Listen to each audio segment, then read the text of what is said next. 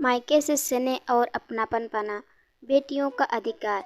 सुनो जी, मैं कह देती हूँ, बहनों के प्यार में अंधे होकर अपनी कमाई को यूं पानी की तरह बहाने की कोई ज़रूरत नहीं है। कुछ अपने बीवी बच्चों का भी सोचा करो। ये मेरे पास साड़ियाँ रखी हुई है, इसे ही अपने बहनों को देकर तीज त्योहार की बला टाल लेना। अपने पति रमेश को कुछ साड़ियाँ दिखाते हुए और ऊंची आवाज़ में समझाते हुए रमा बोली। रमेश ने एक नज़र उन साड़ियों पर घुमाई। उसे देख वो समझ गया, ये वही साड़ियाँ हैं जिन्हें रमा को आस पड़ोस वालों के यहाँ कुछ फंक्शन में जाने पर उपहार स्वरूप दिए थे और उसे बिल्कुल पसंद नहीं आए थे। लेकिन अपनी पत्नी के इस ऊंचे स्वर के सामने कुछ बोलने की हिम्मत नहीं जुटा पाया। समझा, रमेश 3 बहनों का इकलौता भाई था और एक प्राइवेट कंपनी में कार्यरत था। रमेश की पत्नी रमा को यूं तो कभी किसी चीज़ की कमी नहीं हुई थी, लेकिन जब भी वो रमेश की बहनों को मायके आया देखती थी, उसके सुर बदल जाते थे और वो रमेश के लिए भड़कती रहती कि अपनी बहनों के लिए इस घर की सुख शांति को दांव पर लगाकर सब कुछ लुटा दो और न जाने क्या क्या कहती।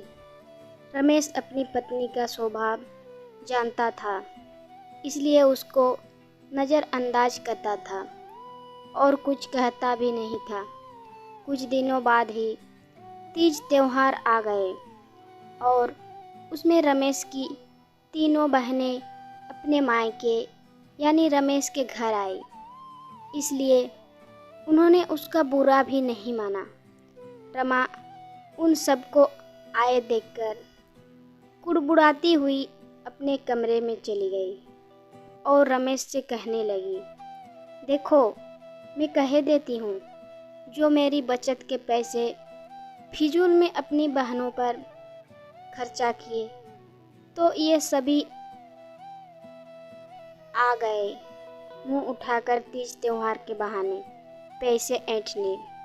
रमा की इस बातों को रमेश की बहनों ने सुन लिया और अब उनसे ये सब बर्दाश्त नहीं हुआ और रमेश की बड़ी बहन बोल पड़ी, देखो भाभी, हम सब यहाँ कोई पैसे ऐंठने नहीं आते हैं, वो तो हमें अपने मायके से लगाव है और अपनेपन की चाह में हम यहाँ आ जाते हैं। ज़रा तुम ही सोचो, अगर ऐसा बर्ताव आपके मायके में आपकी भाभी करे तो आपको कैसा लगेगा? और क्या वैसे में आपसे अपने मायके जा पाओगी? नहीं ना। और फिर बिना मायके के आप खुद अकेले पढ़कर ससुराल में सिमट कर रह जाओगी। उसकी ये बातें रमा को समझ में आ गई और वो आंसू बहाते हुए उनसे माफ़ी मांगने लगी। फिर उन्होंने रमा को माफ़ करते हुए गले लगा लिया और ये सब देखकर रमेश के चेहरे में भी मुस्कान आ गई।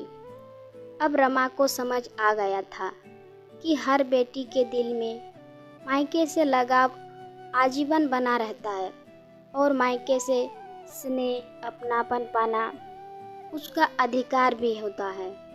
तो दोस्तों, ये कहानी आपको कैसी लगी कमेंट करके ज़रूर बताइए, शेयर कीजिए और अगर चैनल में नए हो तो सब्सक्राइब करना ना भूलिए।